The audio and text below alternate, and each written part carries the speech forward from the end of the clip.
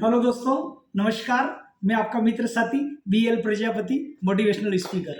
आज आपके बीच में विषय लेकर आया हूँ, गुरु, संगत और आदत। जी हाँ दोस्तों, आपके जीवन में इनका क्या प्रभाव पड़ता है और आपकी प्रोग्रेस कैसे 200% होगी, इसके बारे में मैं आपको बताऊंगा।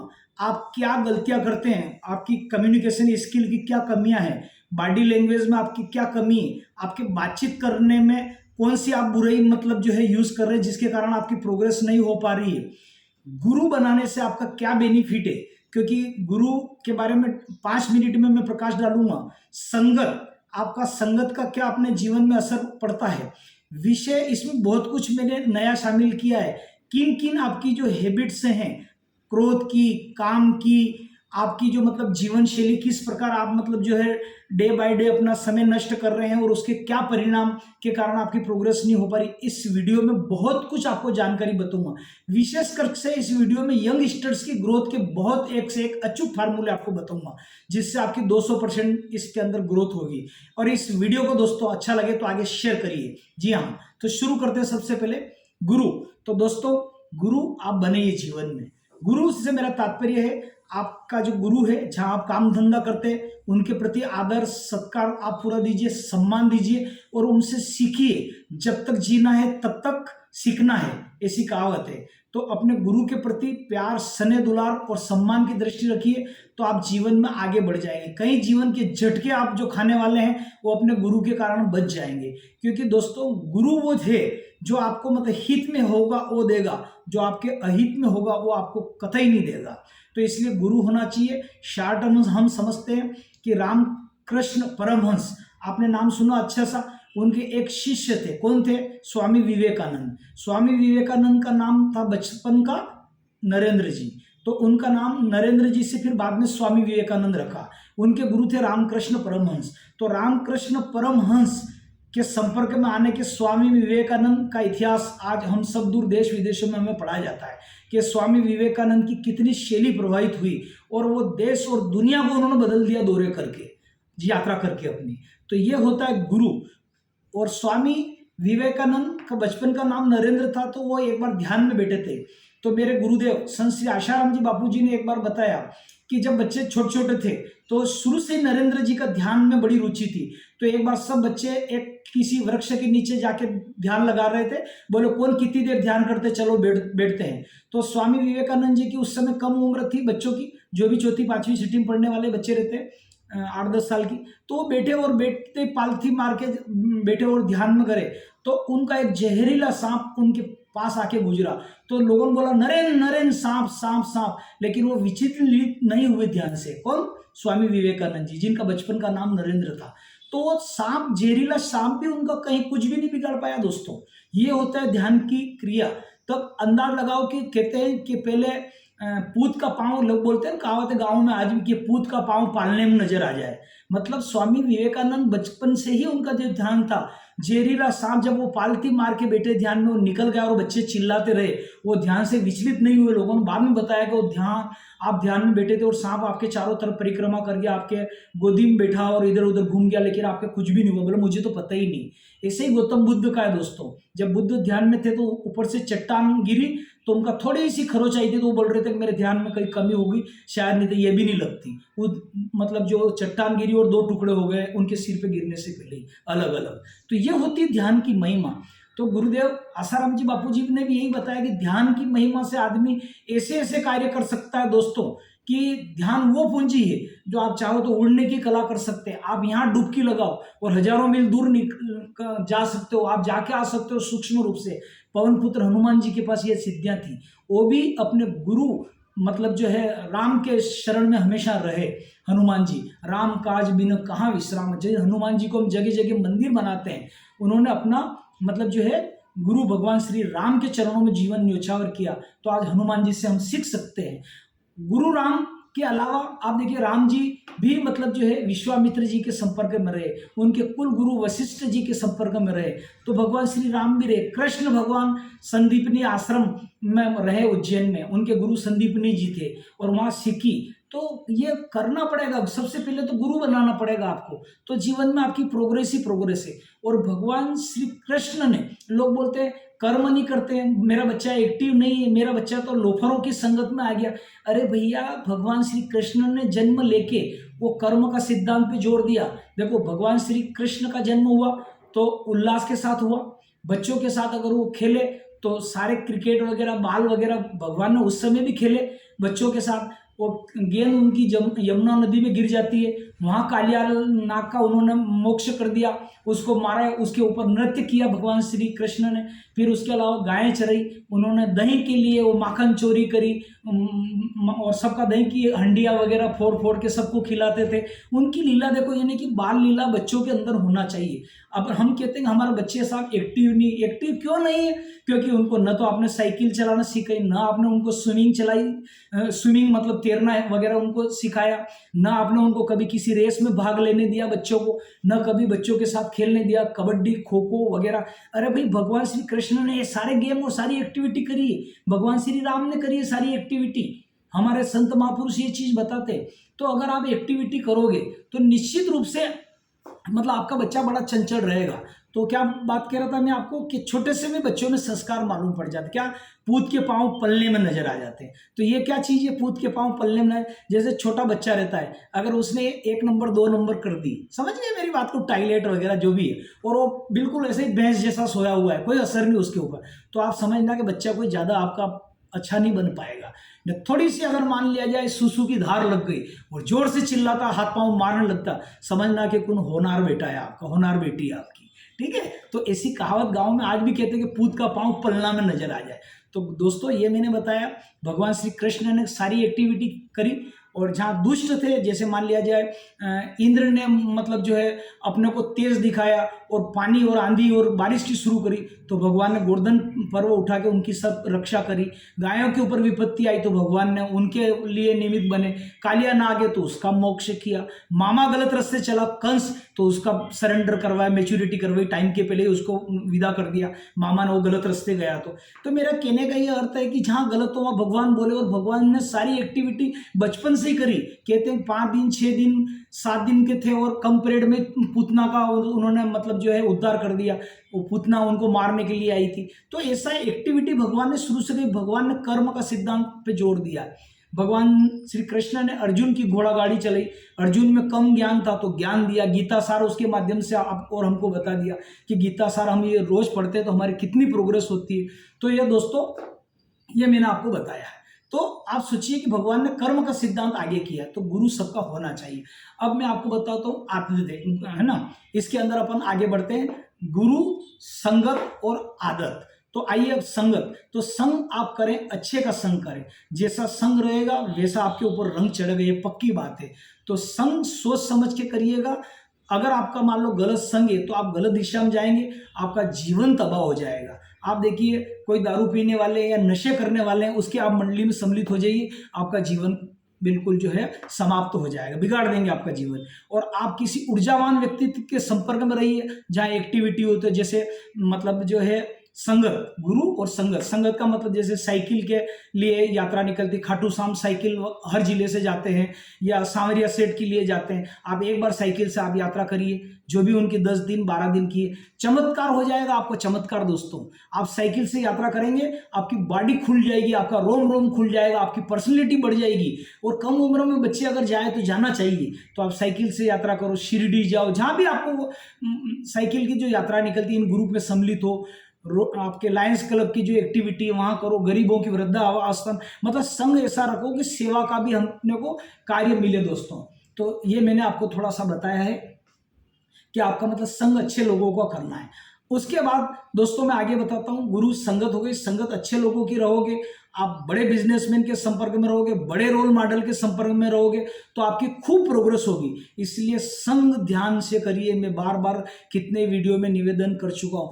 भगवान देखिए, अर्जुन ने कृष्ण का संग किया तो उसने विशाल चतुर्भुज रूप नारायण के दर्शन कर लिए अंदर से, कृष्ण भगवान का विराट रूप का दर्शन कर लिया। यह होता संग का असर। सुदामा जी आप सोचिए कि मित्र के भाव उन्होंने संग किया तो सुदामा जी की महल मिल गया और आज ये हो गया। नरसिंह मेहता ने भगवान श्री कृष्ण का संग किया, कृष्ण के भजन गाते थे, कृष्ण कृष्ण मजीरा बजाते थे आपके ये गुजरात के अंदर। आप सोचिए, तो आज भी मतलब जो गुजरात के अंदर भगवान नरसिंह मेहता का जो देव स्थल है गुजरात में, वहाँ पे लोग जाते आते हैं। नाम मुझे शायद याद नहीं आ रहा है। हम लोग अभी गए थे अपने सोमनाथ, तो रास्ते में वो स्टेशन आया था। तो मेरा ये कहने का मतलब है कि जब नानी बाई का मायरा भरना था तो इतना विशाल भरा कि अपने भक्त की लाज रखने के लिए कृष्ण वहां चले गए। इसलिए संघ का असर पड़ता है। भगवान श्री कृष्ण ने खूब रोल किए हैं, ऐसे कृष्ण नहीं हुए, भगवान श्री राम ने खूब रोल किए हैं। तो रोल अच्छे हो, संग आपको सोच समझ के करना है।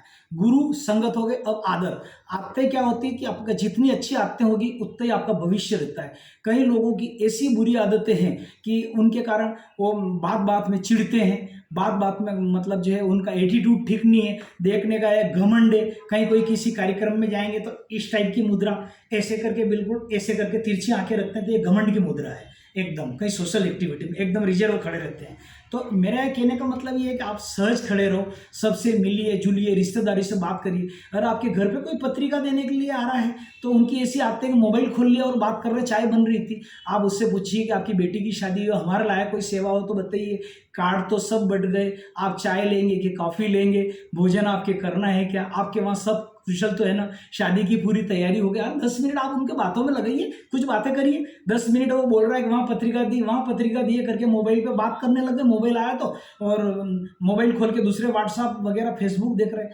आप बताओ क्या 10-15 मिनट आप आपके घर पे कोई अतिथि आए, आप चुप नहीं बैठ सकते? मैं कई लोगों को देता हूँ, अगर ये एक्टिविटी है तो कृपया सुधारें। तो आपकी आदतें, कुछ लोग क्या होते हैं कि बात करते करते उनकी ऐसी आदतें हैं कि बिना काम से हंसते रहेंगे, हा हा हा हा हा हा। अरे बात है तो पूरा बात करो, बाद में हंसना ऐसे। और कोई बात तो कभी कभी तो ऐसे तकिया कलाम में लोगों को उनकी आदतें बता रहा हूं मैं आपको। क्रोध तो उनके अंदर मात्रा है ही है, चिड़चिड़ापन भी रहता है, लेकिन उनके आते मेरी बात सुनो, कोई ये करता है मेरी बात सुनो ऐसे बॉडी टच करके। लेडीजों में भी देखा मैंने, जेंट्स में भी देखा, मेरी बात सुनो मैं क्या कह रहा हूँ, मेरी बात सुनो मैं क्या। अरे जो बात कहना कर यार, मुंह से रख, तेरी बात सुन ली, मेरी बात सुनो मेरी बात सुनो, ये तकिया कलाम। मैं तो एक सही काम कर रहा था बट मैंने ये काम किया, बट मैं ये करता लेकिन परंतु वरंतु, अरे ये भाषा शैली के दोष है, ये नहीं होना चाहिए। तो आप इनके ऊपर प्लीज कंट्रोल करें, आपके बॉडी लैंग्वेज। कुछ लोग बात करते ही करके आंख मारते हैं, ऐसे ही करके बात कर आंख मारना। अरे किस पे मारना, कोई मारना, कोई ऐसा मिल गया है ना, न कहीं अगर बेइज्जती होगी, किसी ने चाटा रसीद कर दिया तो मजा आ जाएगा, आंख मारना आपकी ये हो जाएगी। लेकिन देखा मैंने कहीं के लोगों आंख मारने की आदत है, बात बात में ही करके। तो अपने को थोड़ा सा मतलब ये करना, वो आदत, मोबाइल वगैरह किसी के घर जाओ तो जोर जोर से नहीं चिल्लाना, शांति से रिसीव करो, शांति से जवाब दो, ज़्यादा जोर से भी नहीं बोलना है, ये करना है। कई लोगों का मैंने देखा मकान बना लिया, 3 मंजिल मकान खड़ा कर लिया।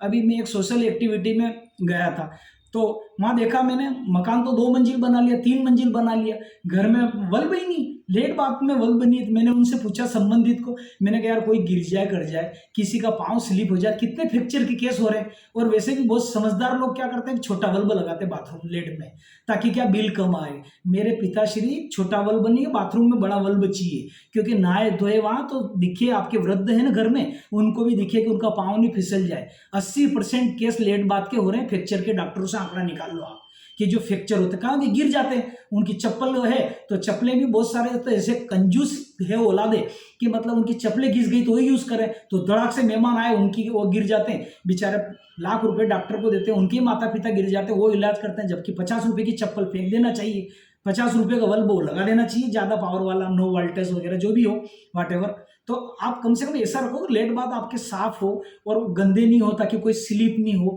चप्पलें आपकी बदली हुई हो। नल वॉशिंग में हाथ धोने के लिए मैं जा रहा हूँ तो नल भी ऐसे ऐसे हिल रहा है, अरे वो स्क्रू लगा दे दादा, 2 रुपये 5 रुपये का, वो कारीगर को 25 रुपये दे दे, तो लेट बात नहीं। मकान बनाया 2 मंजिल तो ऊपर मुंडेरनी, जो मेहमान आए उनको कहना देखो गिर मत जाना, देखो गिर मत जाना, रात को ऊपर सुला रहे तो बोला गिर मत जाना। अरे गिर मत जाना तो मुंडेर बना ना, तेरे को किसने कहा तू 3 मंजिल बना, डबल बना, सिंगल बना, लेकिन मुंडेर बना पहले, छत की 2.5 फीट की 3 फीट की जो भी हो। शहर में तो कोई ऐसा काम नहीं करता है, वो 3 मंजिल तो बना देगा, उसके प्लस्तर के ठिकाने नहीं है, वो सब आएगा। एक आप बात करो एक अच्छी हाई सोसाइटी का आदमी कालू खेड़ा में, समाज बता दूं मैं आपको, जैन समाज में जब भी जा रहे हैं तो उन्होंने क्या वो पंखा लगाया है ना। जैसे जैन समाज बहुत सक्षम है, पता नहीं उनकी वाट एवर जो भी स्थिति हो, तो पंखा लगा रखा। तो हम जब भी जाते थे वहां पे प्रीमियम लेने के लिए कि देखो लग नहीं जाए पंखा नीचे, देखो लग नहीं जाए पंख। मेरा किसी का तू सिर फोड़ देगा बेचारा, या तो इस पंखे को थोड़ा ऊंचा लगा दे, या तेरा जो भी हो इसका थोड़ा छत ऊपर भर दे। जो भी हर एक को बोले, अरे नहीं जो आए हमको बोल देते साहब कि लग नहीं जाए, लग नहीं जाए। किसी के बार बार ऐसे लग जाती, बोले साहब झुक के आना नीचे, साहब झुक के आना नीचे। साहब ऐसी हरकतें करते क्यों है? किसी का घर के आगे गड्ढा है, देखना साहब गड्ढा है, देखना साहब गड्ढा है, अरे तो पत्थर रख दे लाल ला के। ऐसे ऐसे मूर्ख लोग हैं जीवन में, जिनकी ऐसी ऐसी गंदी आदतें हैं कि उनका परिवार उनके ऊपर जो है ना निर्भर है ना, वो सोचते हैं कि कब मरे और हम करें। न तो वो कहते हैं ना, न तो मरे न माचे छोड़े, ऐसी कहावत है। तो ऐसे लोगों के लिए वो घर वाले परेशान हो जाते हैं कि कब ऊपर जाए और कब हम दूसरा काम करें। तो जो अपनी आदतें हैं उनमें थोड़ा सुधार करो आप। परिवार के लोग बुरे नहीं, बुरे आपके अंदर है। परिवार तो बहुत अच्छा है। लोग बोलते हैं कि यार हमारा परिवार ही ऐसा है, क्या करो, मैंने इतना किया, मैंने चाराना में इतने गेहूं पिसाते थे, 1 रुपये किलो गेहूं लेता था। वो नहीं सुनेगा, मॉडर्न जमाना चल रहा है, महंगाई के ग्राफ बहुत हो गए। तेरे चाराने के गेहूं कितने में आते थे ना, मैंने 2 रुपये में इतना लाया ना, 10 रुपये में ये किया, क्या धन्ना सेठ तो नहीं बन गया ना।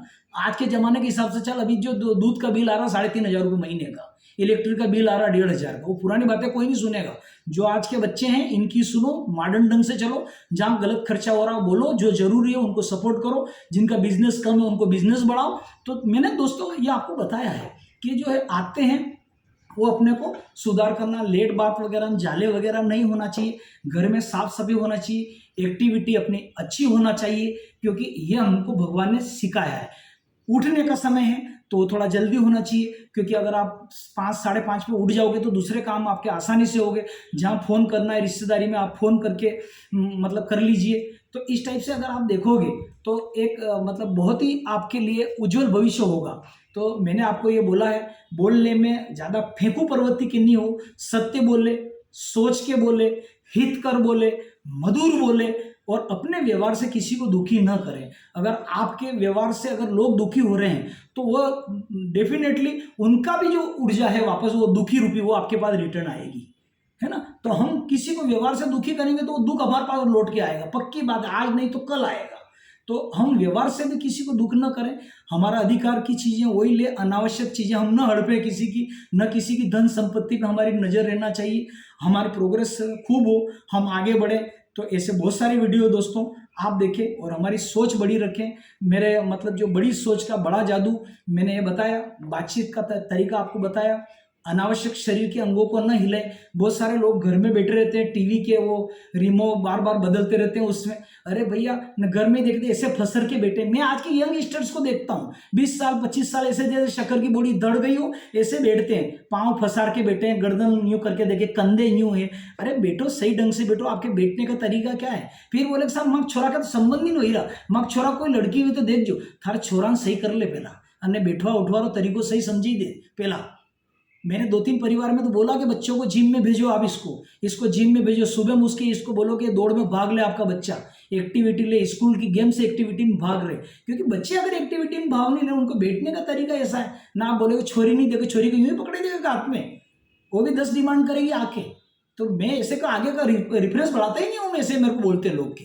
तो पहले आप अपनी एक्टिविटी सुझाओ और अपने घर में सारी चीज़ों आप एक्टिव रहो, अलर्ट रहो। आपके उठने बैठने का तरीका, आपके बातचीत करने का तरीका, आपके व्यवहार में नम्रता होना चाहिए। क्योंकि आपके व्यवहार में अगर नम्रता रहेगी तो निश्चित रूप से आपकी प्रोग्रेस डे बाय डे बढ़ेगी। ये मैं गारंटी ले रहा हूँ इस बात की। दोस्तों मेरा वीडियो काफ़ी बड़ा बन गया है, आइए अब अपन ध्यान रखेंगे आज के बाद इन सारी बातों को। वीडियो मेरा यदि आपको अच्छा लगा हो, इसको शेयर करिए, सब्सक्राइब करिए और आगे फॉरवर्ड करिए। मेरा YouTube लिंक है BL प्रजापति मोटिवेशनल स्पीकर। बने रहिए हमारे साथ, पुनः नए वीडियो के साथ मिलते हैं दोस्तों। जय हिंद।